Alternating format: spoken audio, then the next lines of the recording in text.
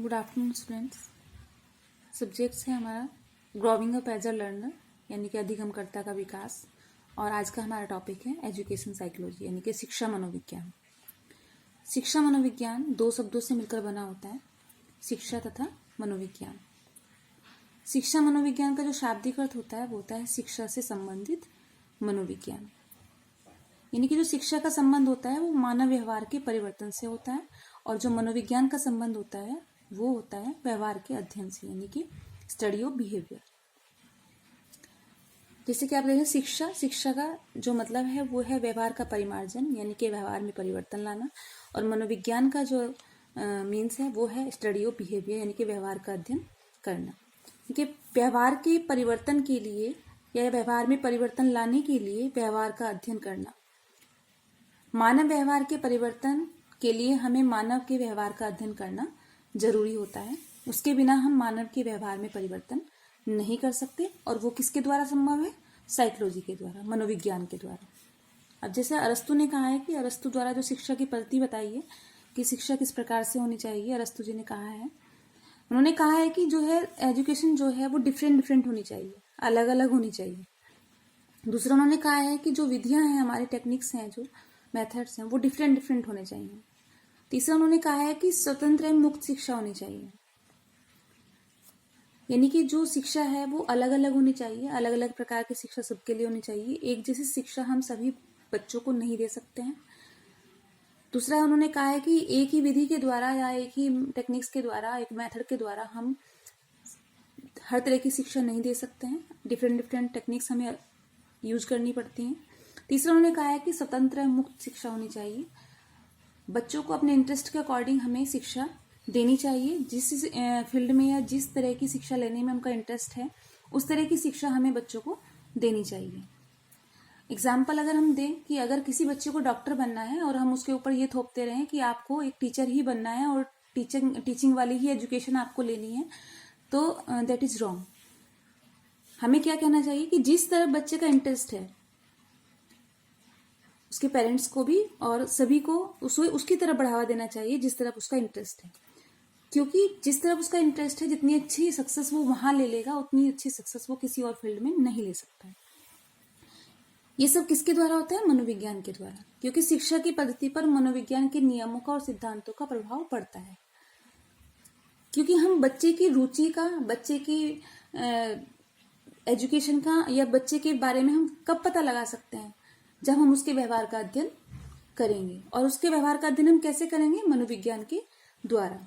तो जब उसके व्यवहार का अध्ययन करेंगे तभी हमें उसके इंटरेस्ट का, उसकी कैपेसिटी का, उसकी एजुकेशन का, किस फील्ड में वो जाना चाहता है, हर चीज का हमें तभी पता लगेगा जब हम उसके व्यवहार के विषय में स्टडी करेंगे।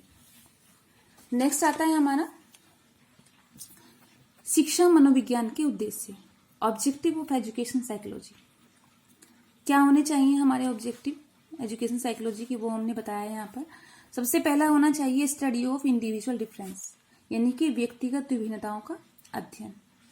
सबसे पहले हमें व्यक्तिगत विभिन्नताओं का अध्ययन करना चाहिए बालक की, किसी भी मानव की, कि उसकी व्यक्तिगत विभिन्नता क्या है। क्योंकि हर एक प्राणी, हर एक बालक एक जैसा नहीं होता है, उसमें इंडिविजुअल डिफरेंस देखने को मिलते हैं।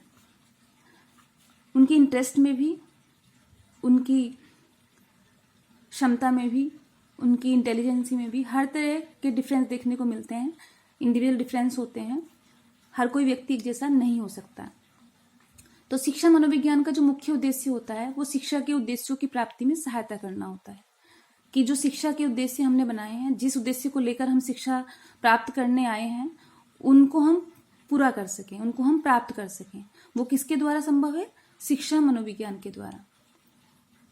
शिक्षा का उद्देश्य व्यक्ति की जो अंतर्निहित शक्तियां होती हैं, उसके अंदर की जो शक्तियां होती हैं, उसके अंदर जो टैलेंट होता है, उसको सरल बना करके, उसको स्वाभाविक बना करके, उसका सर्वांगीण विकास करके उसको एक अच्छा नागरिक बनाना होता है। तो वो हम कब कर सकते हैं? जब हम उसकी इंडिविजुअल डिफरेंस का, अपनी क्लास में जो बच्चे पढ़ते हैं, हम अब जिस कक्षा में हम गए हैं, जिस क्लास में हम पढ़ाने गए हैं, उस क्लास के बच्चों की जब हम इंडिविजुअल डिफरेंस का पता लगाएंगे तभी हम उनके अंदर छिपी हुई प्रतिभाओं को बाहर निकाल पाएंगे और उनको एक अच्छा नागरिक बनाने में उनका सहयोग कर पाएंगे। तो सबसे पहले हमें क्या पता लगाना होता है कि व्यक्तिगत विभिन्नताओं का अध्ययन करना होता है, बालकों की उनका पता लगाना होता है। वो किसके द्वारा करते हैं? शिक्षा मनोविज्ञान के द्वारा। नेक्स्ट है हमारा छात्रों के वातावरण का अध्ययन करना, स्टडी ऑफ स्टूडेंट्स एनवायरनमेंट। ये भी हम अध्ययन करते हैं कि छात्र किस वातावरण में रहता है या किस तरह का वातावरण हमें उसे प्रोवाइड कराना चाहिए जिससे वो सरलता से, सहजता से और कम कठिनाइयों का सामना करते हुए एक अच्छी शिक्षा प्राप्त कर ले। तो सबसे पहले वो भी हम किसके द्वारा करते हैं? शिक्षा मनोविज्ञान के द्वारा। उसके व्यवहार का अध्ययन करके, उसके बारे में जान करके, उसके बारे में पता लगा करके, उसके वातावरण के बारे में पता लगा करके, उसका अध्ययन करके तब हम पता लगाते हैं कि बच्चा किस वातावरण में रहकर जल्दी सीख सकता है। एंड नेक्स्ट आता है हमारा छात्रों की रुचियों का ज्ञान प्राप्त करना, यानी कि उनके इंटरेस्ट का पता लगाना। छात्रों के इंटरेस्ट का पता लगाना कि उनका इंटरेस्ट किस तरीके का है। उनके इंटरेस्ट के अकॉर्डिंग अगर हम एजुकेशन बच्चे को देंगे तो वो जल्दी सीख पाएगा और अपनी लाइफ में सक्सेस भी शायद हो जाएगा। तो इसलिए हमें सबसे पहले क्या करना चाहिए? हमें ये करना चाहिए कि बच्चे की रुचि का पता लगाना चाहिए कि उसकी रुचि किस साइड है, किस तरीके की रुचि बच्चा रखता है।